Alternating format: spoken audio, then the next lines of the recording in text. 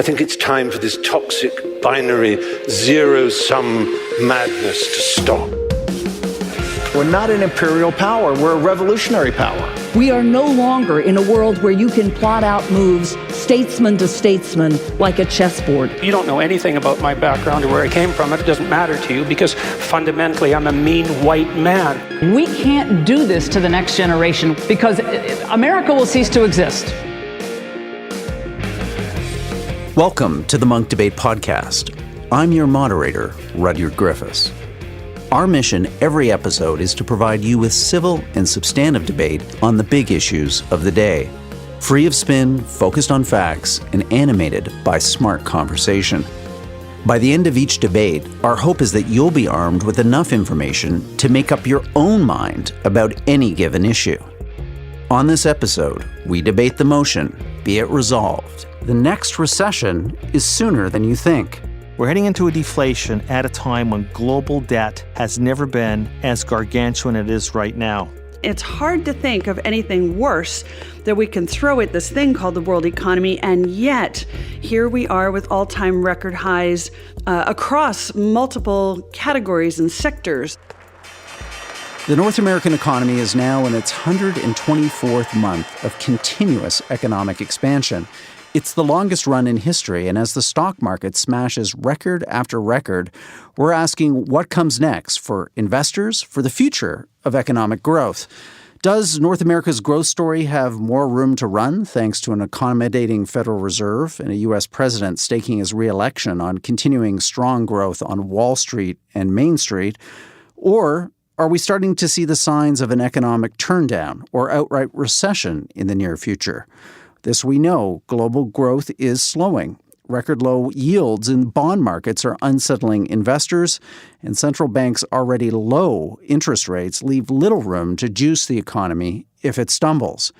On this installment of the Munk Debates, we explore the future of the North American economy by debating the resolution, be it resolved, the next recession is sooner than you think. Arguing for the motion is David Rosenberg, chief economist at Gluskin Sheff & Associates. Arguing against the motion is Pippa Malmgren. She's a best-selling author, former special advisor to President George W. Bush, and a former member of the U.S. National Economic Council. Hi, guys. Welcome to this Munk Debate podcast. David, let's start with you. Let's get your opening remarks on the resolution, be it resolved, the next recession is closer than you think. Well, I would say, Rudyard, that the next recession is probably staring us in the face. And we had two pieces of news in the past couple of weeks that I think really gives a real great push towards that thesis. The first, of course, was the IMF new forecast where they had taken their global growth estimate for the coming year down to 3% from 3.5%. And you have to understand that when you have big countries that don't typically go negative, like China and India, you're talking about in the advanced economies, you're really getting close to the knife's edge. That is the lowest global growth that we've had actually since 2009 towards the tail end of the Great Recession. We also got another piece of news, which was the OECD leading indicator, which came out for last month. It's now gone negative 20 consecutive months. By the way, that really only happens heading into recession or when you're in a recession. And once again, the level of the OECD leading indicator, which is telling you what's going to be happening, not what has already happened, is back to its lowest level since, guess what, since 2009.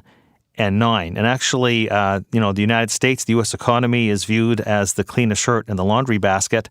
Well, its leading indicator in this composite is down 16 months in a row, also back to 2009 levels. So all you have to do is pay attention to the leading macro indicators, and they're telling you a story that this very long, although not very impressive, but this very long, shall we say, debt-infused global economic cycle is on its last legs. Okay, Pippa, I know you've got a contrary point of view, so let's hear your opening remarks on why you think the next recession isn't right around the corner. So it's always hard disagreeing with my honorable colleague, but I'm going to disagree rather vociferously because, first of all, everybody's been having this debate now for roughly the last 6 or 7 years. everyone's been certain that the recession is imminent, and we've had a very long period of it not happening and hitting all-time new record highs in equity markets and seeing the world able to withstand an enormous number of very dramatic events. For example, we've witnessed the slowdown in China. We've had, in fact, every possible terrible failure that we could think of, from monetary policy and interest rates going to record lows and then trying to edge up but not edging up very much out of fear. Companies as diverse as WeWork and Tesla getting into trouble. If you work at WeWork, your job could be in jeopardy. According to the New York Times, the office space rental company is set to cut at least 4,000 jobs. That's about 1/3 of its workforce. Last week, WeWork reported a loss of $1.25 billion. Events such as the Middle East unraveling, the trade disputes between the U.S. and China. I mean, it's hard to think of anything worse that we can throw at this thing called the world economy. And yet, here we are with all-time record highs across multiple categories and sectors, not just in any one area. So why is this different from the past? And I would say the core thing is that when we had the bailout, back when we saw governments everywhere inject, well, in the U.S., $20 trillion into the world economy to save us from what they thought was going to be something like the Great Recession of the 1930s. It profoundly changed the landscape. And so we used to talk in the United States about, the Dow at 10,000. And I remember the days when that was unimaginable, that it would ever reach such a high level. Now, I think because of that 20 trillion injection, that number is not correct. The new number is roughly 20 trillion more. Now, some of the money obviously has gone into debt instruments and other things and property and all kinds of investments. But fundamentally, we have 20 trillion more in the system than we used to have. And it's got to go somewhere. So my last thing I'll say is that my experience from the financial markets is that when most people think that a recession is about to happen, this is when it doesn't happen. It's when a few people think it's a possibility, then it's more likely to occur. What I see is a world where people are very afraid, but they're fully positioned for a recession. What nobody is ready for is the possibility that the recession doesn't come. And that's the situation we've had for at least the last 6 years. I'm just saying it persists. Wow, Pippa, a big, bold, bullish case. Now, David, we're going to move on to rebuttals. I saw you jotting down a lot of notes here in the studio. Let's hear your reply to Pippa. She's arguing, hey, this time it is different. There are some big macro forces. There's optimism out there. There's technological change. All of this makes your case for a recession far less likely in her view. What's your rebuttal? Well, I'm not going to dispute the fact that we're into a massive wave of technological change. What I will say is that there probably was never anything bigger in our lifetime than the internet and the spread of the internet post-1995 when Netscape went public. That was secular change on steroids, and yet we had a recession in 2001, 2002 that looked like it was impossible to get out of, even with the technological change. And then we had another recession 6 years later. So I think if the debate is about the recession, we really have to separate the secular shifts with the cyclical shifts. Pippa asked, well, what's different this time? Well, that's what I said at the beginning. I said, one thing that's not happened, it didn't happen during the multiple crises in the euro area. It didn't happen around Greece. It was basically the fact that the OECD leading indicator is down for 20 straight months to its lowest level since 2009. So the answer to the question is that, well, that never happened in the past 10 years. It's happened now. Now, I think that there's two things from a cyclical standpoint that we have to pay attention to. The first is that we had two shocks. The first was a monetary policy shock, which was basically the Fed raising rates 9 times. And when you count in quantitative tightening, the Fed, and the only central bank to do this, effectively tightened monetary policy in the United States over a 2-year span by almost 400 basis points. I'll tell you what is not different this time. You have never gone through a degree of monetary tightening by the Fed without, after a lag, creating the conditions for a recession. What do I see? That's different, is that residential construction in the GDP accounts in the United States is actually negative 6 quarters in a row. When I tell people that, they are in disbelief. Now, housing now has found a bottom. It's starting to pick up after a 6-quarter decline. I've got news for you. 100% of the time in the past 6 decades, when housing went down 6 quarters in a row, guess what? You ended up having a recession. And that is the lagged impact of the prior Fed tightening cycle. I'll make no bones about the fact that the current easing in Fed policy will show up in 2021 in an improvement in economic growth after the recession ends. What else do we see? We see that, for example, commercial construction, again, sensitive to Fed policy, sensitive to interest rates, has actually contracted 3 of the past 4 quarters. And then we get into the second shock, which is the trade shock, the trade uncertainty shock, which hasn't gone away. And I don't think it's going to go away because I think this war with China is a truly global war. David, let's get Pippa to jump in on that trade question, because she's someone who thinks a lot about, like you do, about geopolitics and its effect on markets and confidence. So, Pippa, we have been through now this on-again, off-again bromance between Xi Jinping and Trump. And I like China, and I like President Xi a lot. I think he's a friend of mine. He may not be a friend of mine anymore, but I think he probably respects, from what I hear. It seems to have had big macroeconomic effects to Chinese GDP, to American business sentiment. Why do you maybe discount the effects of China-U.S. trade tensions as a recession indicator or a recession harbinger? It's possible that the dispute between the U.S. and China could become a material contributor to a slowdown, but it's not to do so much with the economics as it is to do with just confidence and belief systems. China's economy had already slowed down very dramatically in recent years as their wages went up and their competitiveness started to collapse and their quality control fell apart. And what's happened in the most recent period of history is that investors started to build production facilities in the West. So we kind of have a re-globalization of the old globalization phenomena. In other words, it used to mean that all the jobs just went to China.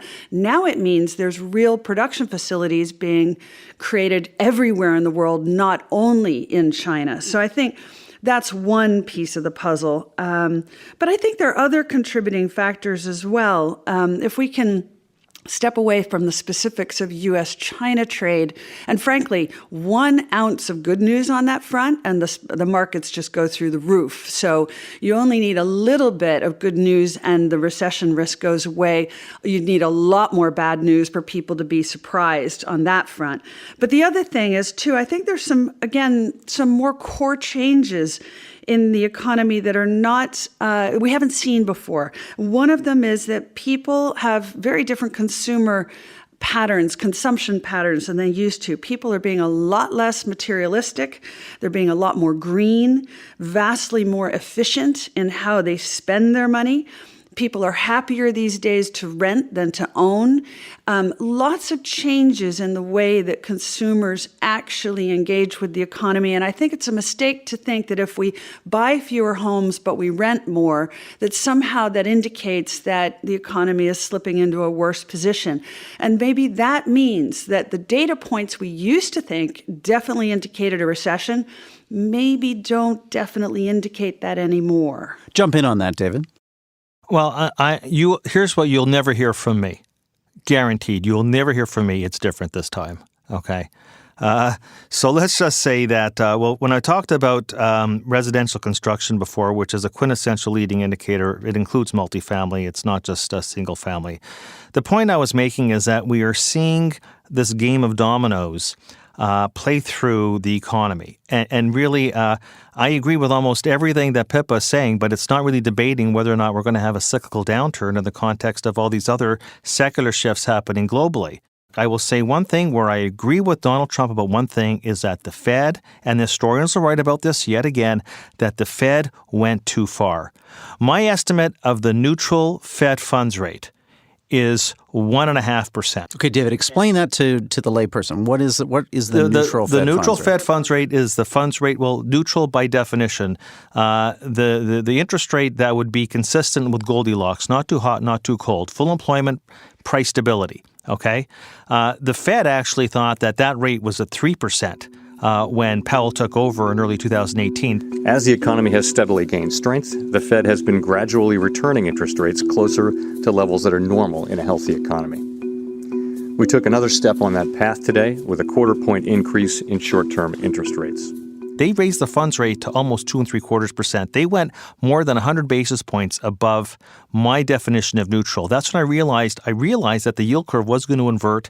The real money supply numbers were going to slow down. Actually, the real money supply numbers got negative before the yield curve even inverted. And of course, everybody says, like they have every cycle, ignore all these other indicators. No, it's not different this time. So we had the classic monetary policy mistake and those lags between the last rate hike by the Fed, which they implemented in December 2018, which they now regret. The lags could be at least 12 months before the recession actually starts. But we can see in the data, what are businesses doing? Businesses have been cutting capital spending for the past 2 quarters. There's no growth in capital spending. And capital spending is a leading indicator because I can tell you as an economist... So capital spending is spending on factories, equipment. Yeah, software, everything, okay? You don't just start cutting back on capex or capital spending without ultimately cutting back on something else called hiring intentions. And companies are cutting back on hiring intentions. The reason why the employment numbers haven't gone negative is because we have such a tight labor market and such a shortage of skilled staff that companies are hoarding their labor. But there's all these different parts of the economy, and they're all correlated with each other. In economics, they're called partial coefficients. Everything, you don't shock one part of the economy and say, oh, well, it's going to end here. You know, I remember people saying that. Oh, don't worry about the dot-coms. There's such a small share of the economy. It's not. And then with the lag, sure enough, we had a recession nobody saw coming in 01 and 02. Last cycle, oh, don't worry about housing. It's 5% of GDP. Oh, it's old economy. Housing, that's not technology. What do you know? And the next thing we have a pretty bad recession, again, that nobody saw coming. It's amazing that actually I would take the other side of the bet from Pippa. Nobody sees the recession coming, because if they did, the S&P wouldn't be over 3,000 right now. But let's just say that capital spending is a leading indicator. On top of housing is a leading indicator. The glue holding, by the way, not just the U.S. economy, the glue holding the whole global economy is the consumer. The U.S. consumer is 70% of U.S. GDP. It's more like 20% of global GDP. It's holding everything together. But the reality is that you got capital spending being cut, and employment will follow with a lag. You're listening to the Munk Debates podcast. Be it resolved, the next recession is sooner than you think. Arguing for the motion is David Rosenberg, chief economist at Bluskin, Sheff & Associates. Arguing against the motion is Pippa Malmgren. She's a best-selling author, former special advisor to President George W. Bush, and a former member of the U.S. National Economic Council. I'm your moderator, Rudyard Griffiths. Pippa, I want to talk about central banks because if there's part of your opening remarks, and I think it's something we all understand about the last 10 years, is the outside effect that central bank policy now has on the economy.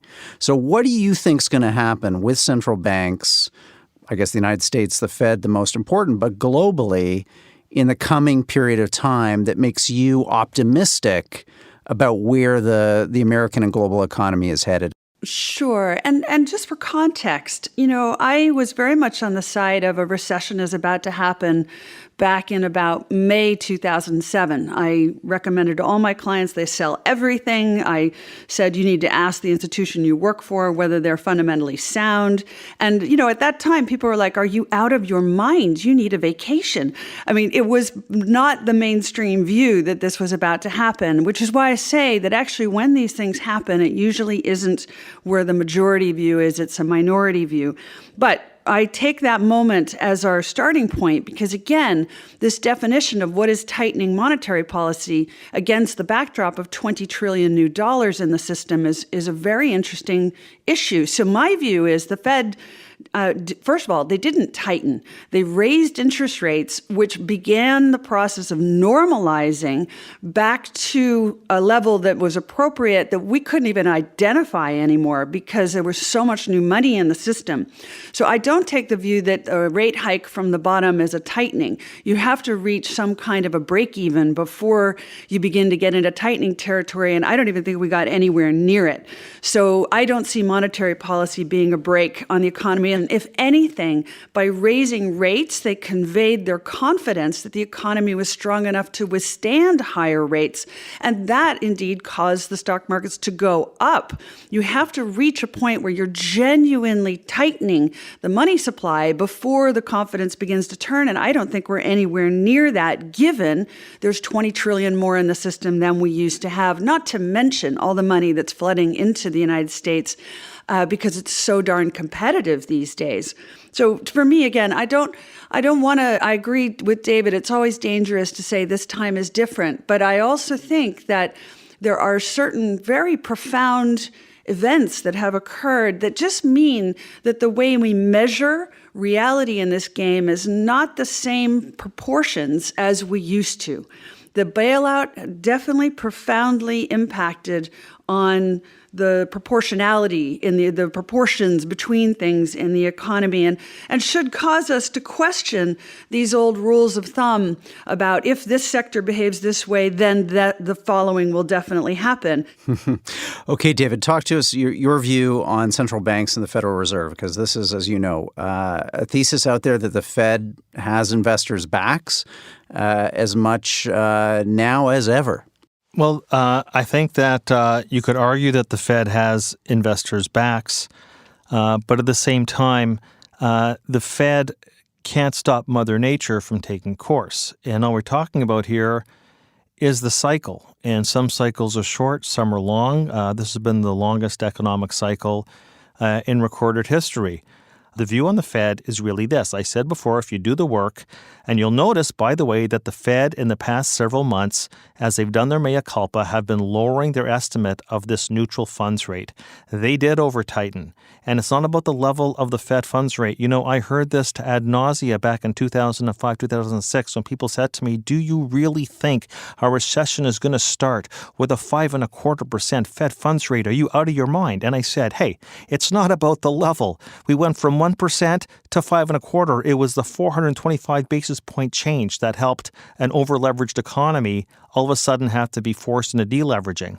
Never mind the fact that this global economy has become even more leveraged over that time period, but incremental changes in interest rates in the world's largest economy with a lag actually have a very big impact. And this is, again, as I said, one area where the president's not wrong. And I think that alongside everything else happening in the world today, between geopolitical risks and political risks and trade shocks, so on and so forth, that this was my call anyways. There's no get-out-of-jail-free card after so many years of free money, and then the Fed raises rates as much as they have in such a large, over-levered backdrop.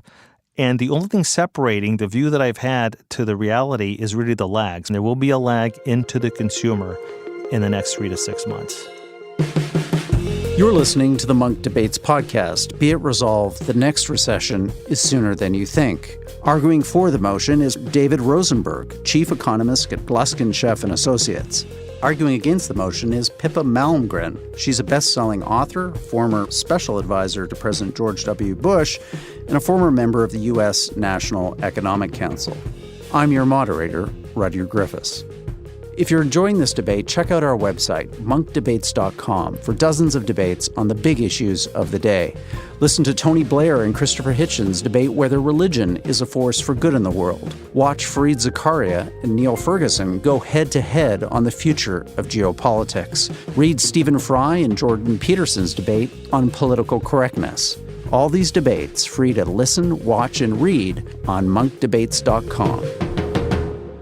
Now, back to the episode. Pippa, you know, a lot of people are scratching their heads about the emergence, $1 trillion and many trillions and counting of negative interest rates. maybe you could explain to listeners what negative interest rates are and maybe why you might have a contrary take on them. Because some people, I'm sure David will weigh in here, feel that negative interest rates are a very pessimistic view of the future of the global economy. Well, let's start with this. First of all, what is the relationship between interest rates and inflation expectations? It used to be that the bond market reflected inflation expectations. But again, since the bailout, we have lots of institutions that buy bonds, not because they expect a slowdown, but because from a regulatory point of view, government has said you need to hold more safe, highly liquid assets. And so I think a lot of institutions are holding a lot more of that kind of debt than they used to, again, proportionately, and it's nothing to do with their view about inflation. Second thing, really negative interest rates where Hold on, Pippa. Let's get, just for the sake of debate here and exchange, let's get David to jump in on that point. So let's just say, I'm going to stick to the facts here. From what I'm seeing from my lens as an economist looking at the world, is that as the global output gap widens, global inflation, which, by the way, global inflation peaked at 2% this cycle, never happened before. So what these negative rates are telling you, theoretically, is that there's some people out there, okay, that think we're going into a deflationary environment. So if that's your belief and you think, hey, that in Germany we're going, and actually in Germany in a recession, inflation goes down 300 basis points and your starting point's close to zero. So if you have a view that we're going to -2 to -3% inflation in Germany, well, you don't want to buy as many -0.6 as you possibly can because the real rate is actually well north of 2%. It's the real rate that matters. What's your take on that? All I have to do is Google rising costs, and you get every single headline, right? Google Alphabet hit by rising costs. You have literally on every category. And look, everyone in this audience knows that their kids can't afford to move out of home because they can't pay the rent somewhere else. I've got, my technology guy here is nodding at me as I say that. So the point is, what do people perceive as their future cost of living when you talk to them? Not when we assess it from the financial markets and the readings of the debt instruments. And the bottom line is the reason it matters is because the biggest investors in the world are saying to me, Pippa, I see the inflation. I feel a little bit. It doesn't matter that it's relatively small. What matters is that it's an acid that erodes the value of my savings and my cash. I have to get my capital to work harder. Therefore, I am putting more money into speculative enterprises. And the more negative interest rates go, the more the message to you is stop putting your money in the bank and instead put it to work. Put it into equities, put it into property, put it into venture, put it into startups, because that can outperform this business of not getting paid or you having to pay the government in order to give them your money that they borrow from you. I want to begin to move us towards our closing statements, but before we do that, I think it would be really interesting for both of you to present some investment ideas, because you've got bears and bulls listening to this podcast right now. They're maybe more confused than ever after the last 20 or so minutes. So, David, in your view, the bearish view, what is an investor to do? What's the simple strategy? Look, there is an investment thesis for recession that doesn't involve going out and buying copper and barbed wire and Spam and baked beans and sawed-off shotguns and canned tuna, okay? There was actually, if you go back to the Great Recession, believe it or not, there was one stock in the S&P 500 that actually made you money, and it was called Walmart. So I think that if you're going to have exposure to the stock market, I think you'd want to be as defensive as possible. You'd want to own, say, for example, in the consumer discretionary space, you'd want to own the trade-down consumer. You'd want to own more consumer staples. There's parts of, say, healthcare. You want to own the parts of the stock market that don't have a large cyclical correlation with GDP. I think that it's normal that in a recession interest rates go down. I think you'd want to therefore own bonds. It's funny. In a recession, here's what you want to do. You want to own stocks for the yield and you want to own bonds for the capital gain. Okay, because of the convexity at these low levels of interest rates. I remember last year people saying to me, what idiot, what moron would buy a long bond at 3.25%. As if anybody buys these things for 30 years outside of an insurance company anyways. Does anybody buy an equity for 50 years? That's the average that's the average duration of the S&P. Who buys stocks for 50 years? But people say, what idiot would buy a long bond at 3.25% a year ago? Well, here's the idiot. The idiot that wanted a 27% total return, that's the idiot that would buy a long bond. And I would say so you want to have high quality long duration bonds because the Fed will keep cutting. Where in the early stages, the yield curve will steepen, the yield curve will absolutely melt. You'll make some nice capital gains in treasuries. You can own long-dated zeros as well. I think that gold will be a refuge. I actually think gold is in a secular bull market. I think that gold's a good place to be. I think you want to have cash on hand for optionality purpose, cash to put to work to buy assets at cheaper levels the next 12, 24 months. So I'm saying dividend growth, dividend yield, and non-cyclical parts of the market, and barbell that with long-duration, high-quality bonds, and you'll be perfectly fine. Nice, concise summary.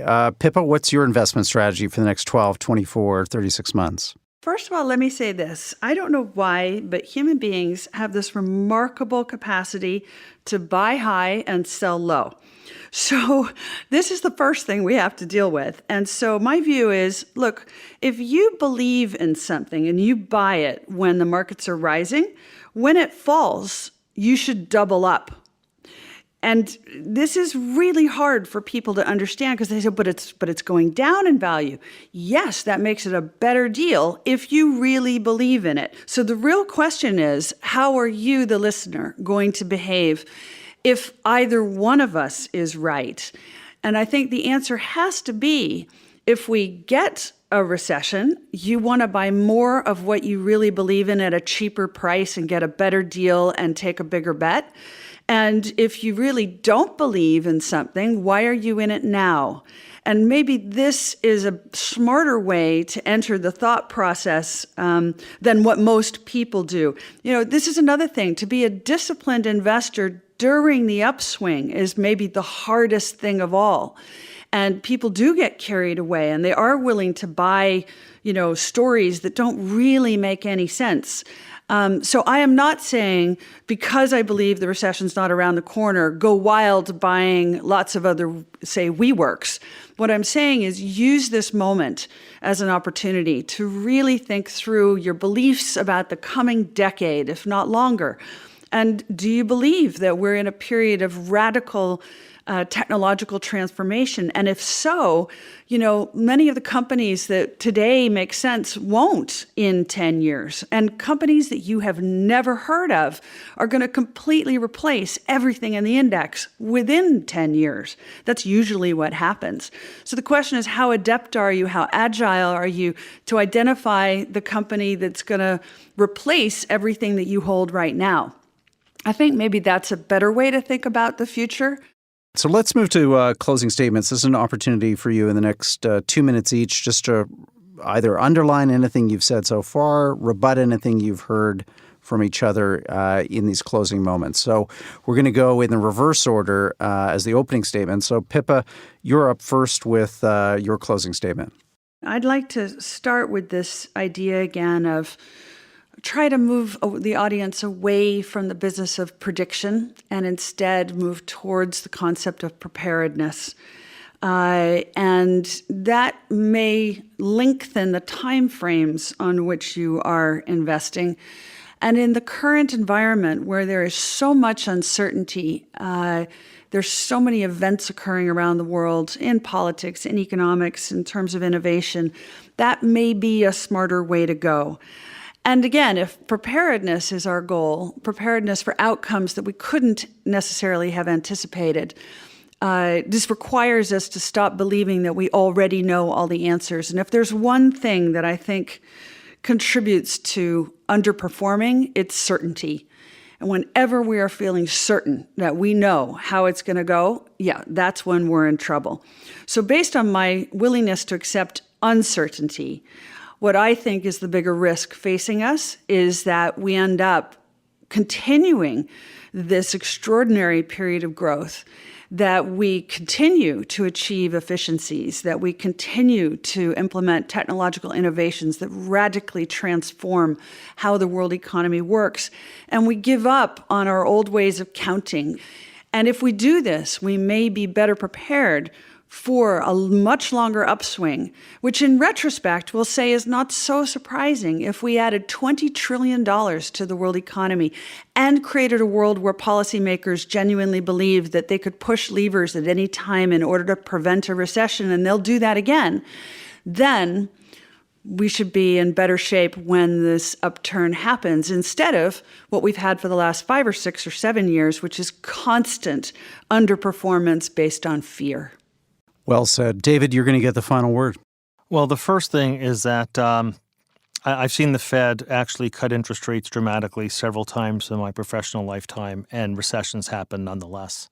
What the argument I'm making, which Pippa didn't mention, is that the Fed already over-tightened, and there's lots of proof, statistical proof to support that notion. Monetary policy hits the economy with lags. The point that I'm making is this. We are in an unstable equilibrium. There is no upswing. I don't know where the word upswing comes from. Upswing is basically a rate of change. The rate of change in the global economy is down. Levels of everything are great. Technology, absolutely. Internet went public in 95. We've had 2 recessions since. It does not define the contours of the business cycle. The official surveys show that most people in the economy realize that we're in disinflation, on our way towards deflation, because as an economist, I focus on 2 very powerful curves globally, aggregate demand and aggregate supply. And the intersection of those 2 curves as they shift gives you something called the price. And we're heading into a deflation.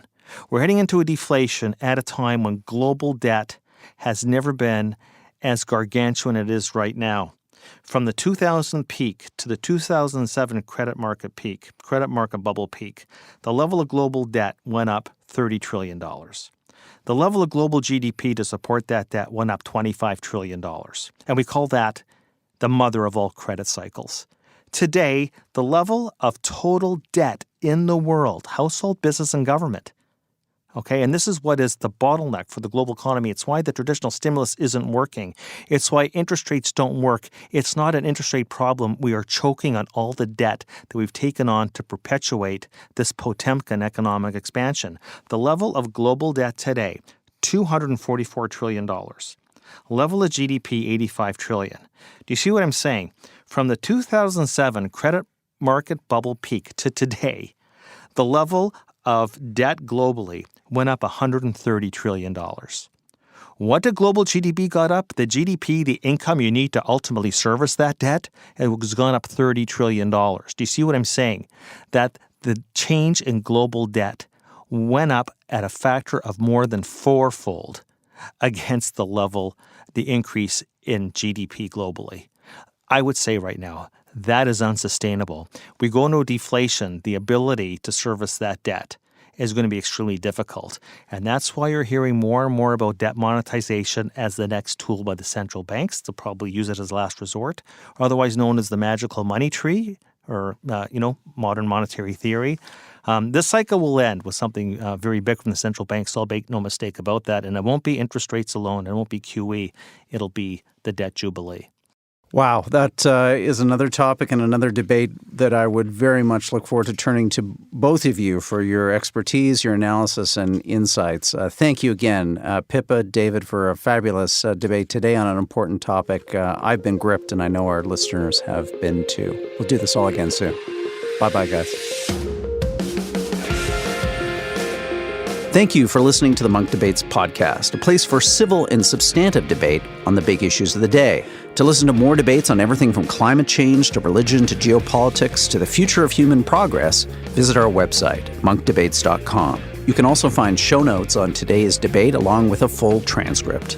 Thank you for helping us bring back the art of public debate, one conversation at a time.